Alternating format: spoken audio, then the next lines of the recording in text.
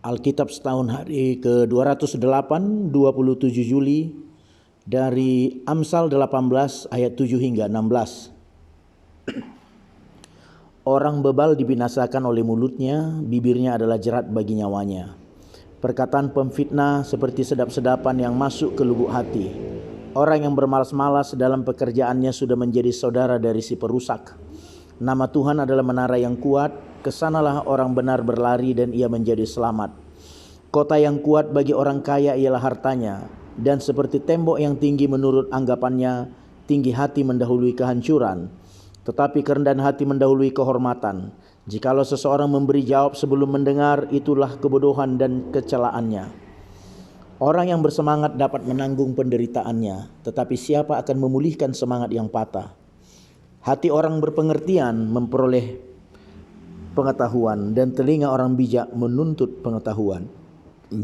Hadiah memberi keluasan kepada orang, membawa dia menghadap orang-orang besar.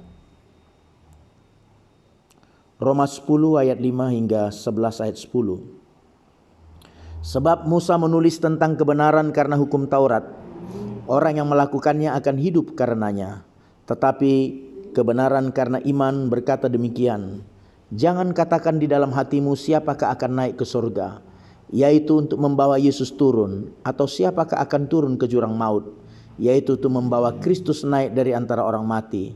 Tetapi apakah katanya? Ini, firman itu dekat kepadamu, yakni di dalam mulutmu dan di dalam hatimu. Itulah firman iman yang kami beritakan. Sebab jika kamu mengaku dengan mulutmu bahwa Yesus adalah Tuhan, dan percaya dalam hatimu bahwa Allah telah membangkitkan dia dari antara orang mati, maka kamu akan diselamatkan. Karena dengan hati orang percaya dan dibenarkan, dan dengan mulut orang mengaku dan diselamatkan. Karena kitab suci berkata, barang siapa yang percaya kepada dia tidak akan dipermalukan. Sebab tidak ada perbedaan antara orang Yahudi dan orang Yunani, karena Allah yang satu itu adalah Tuhan dari semua orang, kaya bagi semua orang yang berseru kepadanya. Sebab barang siapa yang berseru kepada nama Tuhan akan diselamatkan. Tetapi bagaimana mereka dapat berseru kepadanya jika mereka tidak percaya kepada dia? Bagaimana mereka dapat percaya kepada dia jika mereka tidak mendengar tentang dia? Bagaimana mereka mendengar tentang dia jika tidak ada yang memberitakannya? Dan bagaimana mereka dapat memberitakannya jika mereka tidak diutus? Seperti ada tertulis, betapa indahnya kedatangan mereka yang membawa kabar baik. Tetapi tidak semua orang telah menerima kabar baik itu. Yesaya sendiri berkata, Tuhan, siapakah yang percaya kepada pemberitaan kami?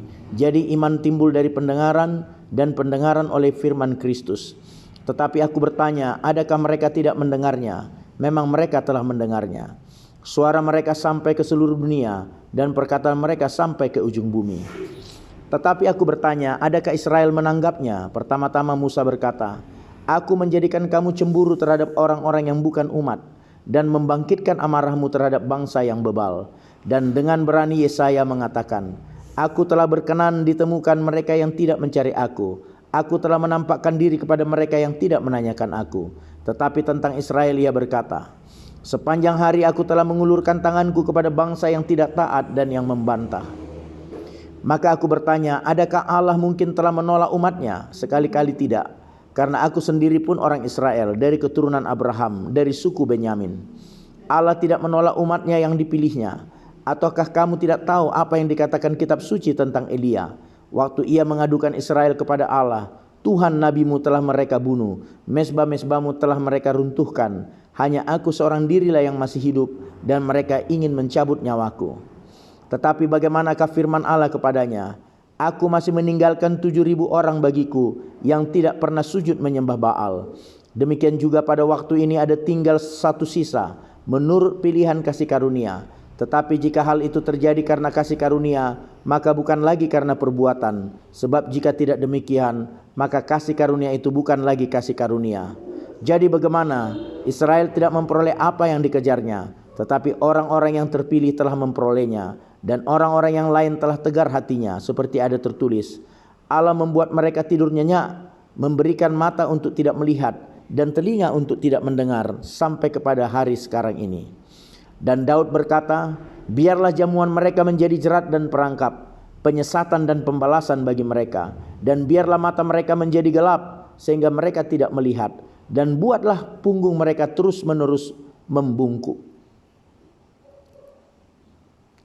1 Tawarik 2 ayat 18 hingga 4 ayat 8. Kaleb bin Hezron memperanakkan Yeriot dari Azubah istrinya, dan inilah anak-anak perempuan itu, Yesher, Sobab, dan Ardon.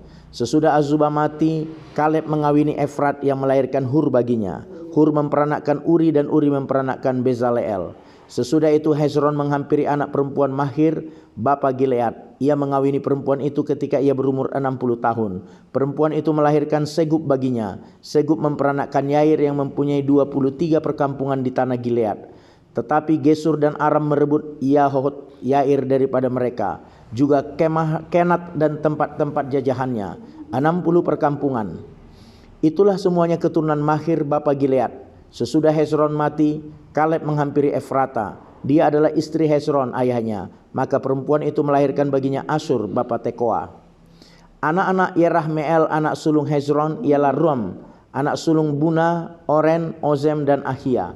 Tetapi Yerahmeel mempunyai seorang istri lain bernama Atara, dialah ibu Onam. Anak-anak Ram anak sulung Yerahmeel ialah Maas, Yamin, dan Eker. Anak-anak Onam ialah Samai dan Yada. Anak-anak Samai ialah Nadab dan Abisur. Nama istri Abisur ialah Abihail yang melahirkan Ahban dan Molid baginya. Anak-anak Nadab ialah Selet dan Apaim. Selet mati dengan tidak mempunyai anak. Keturunan Apaim ialah Yisai, dan keturunan Yisai ialah Sesan, dan keturunan Sesan ialah Ahlai. Anak-anak Yada, anak adik Samai, ialah Yeter dan Yonatan. Yeter mati dengan tidak mempunyai anak. Anak-anak Yonatan ialah Pelet dan Zaza. Itulah keturunan Yerahmeel. Sesan tidak mempunyai anak laki-laki, hanya anak-anak perempuan. Tetapi Sesan mempunyai seorang budak laki-laki, orang Mesir yang bernama Yarha. Jadi Sesan memberi anaknya kepada Yarha, budaknya itu menjadi istri. Lalu perempuan itu melahirkan Atai baginya. Atai memperanakkan Natan, dan Natan memperanakkan Zabad. Zabad memperanakkan Eflal, dan Eflal memperanakkan Obed.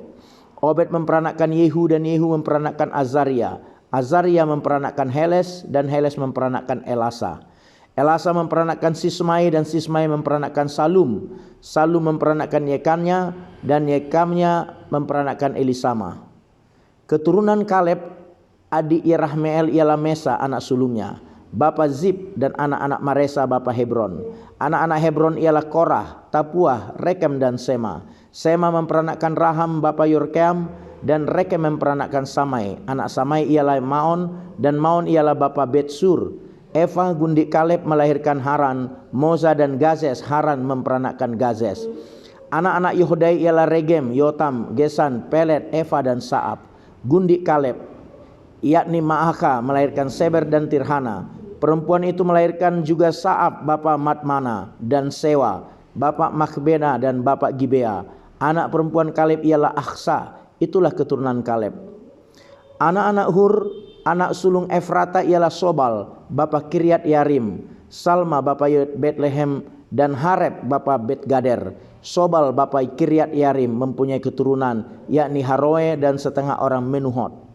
Dan kaum-kaum Kiryat Yarim ialah orang Yetri, orang Puti, orang Sumati, dan orang Misrai. Dari mereka inilah berasal orang Zora dan orang Esitaol. Keturunan Salma ialah Betlehem, orang Netofa, Atarot, Bet Yoam, dan setengah orang Manahti, yakni orang Zori. Dan kaum-kaum para ahli surat yang diam di Yabes ialah orang Tirati, orang Simati, dan orang Sukati. Mereka itulah orang Keni, keturunan Hamad, bapa keluarga Rekab. Inilah anak-anak Daud yang lahir bagi dia di Hebron. Anak sulung ialah Amnon dari Ahinoam perempuan Yizrael. Anak yang kedua ialah Daniel dari Abigail perempuan Karmel. Anak yang ketiga ialah Absalom anak Maaka, yakni anak perempuan Talmai raja Gesur. Anak yang keempat ialah Adonia anak Hagit. Anak yang kelima ialah Sefaca dari Abital. Anak yang keenam ialah Yitream dari Egla istrinya itu. 6 orang lahir bagi dia di Hebron, di mana ia memerintah 7 tahun 6 bulan lamanya, dan 33 tahun lamanya ia memerintah di Yerusalem. Inilah yang lahir bagi dia di Yerusalem, Simea, Sobab, Natan, dan Salomo, 4 orang dari Batshua binti Amil. Lalu Yibhar, Elisama, Elifelet, Nogab, Nefeb, Yafia, Elisama, Eliada, dan Elifelet.